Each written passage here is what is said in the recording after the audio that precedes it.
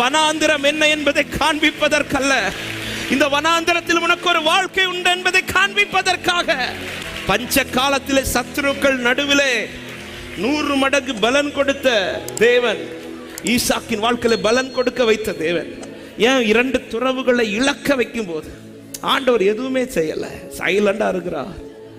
பஞ்ச காலத்துல எல்லா கண்களுக்கு முன்பாய் தலை நிமிர்த்தின தேவன் இந்த 2 இடங்கள் இழக்கும் போது, துறவுகள் இழக்கும் போது, ஏன் அந்த இடத்துல கிரியை செய்ய முடியும். ஆனா கர்த்தர் சிலதை சந்திக்க வைத்தா, சில இழப்பை சந்திக்க வைத்தது உன் லைஃப்ல எல்லாம் இழக்கும் என்பதை காட்டுவதற்கல்ல, எந்த இழப்பில் ஒன்னால நிற்க முடியும் என்பது, எந்த இழப்பின் எண்டிலே உனக்கு ஒரு ரெகோபோத் உண்டு என்பதை காண்பிப்பதற்காக சிலதை கர்த்தர் உன் வாழ்க்கையை சந்திக்க வைத்தா. எத்தனை பேர் இந்த காலை நேரத்தில் நீர் என்னை சந்திக்க வைத்த சூழ்நிலைகளுக்காக ஸ்தோத்திரம் சொல்ல, நீங்க என்ன சந்திக்க வச்ச சூழ்நிலை அப்படி சொல்ல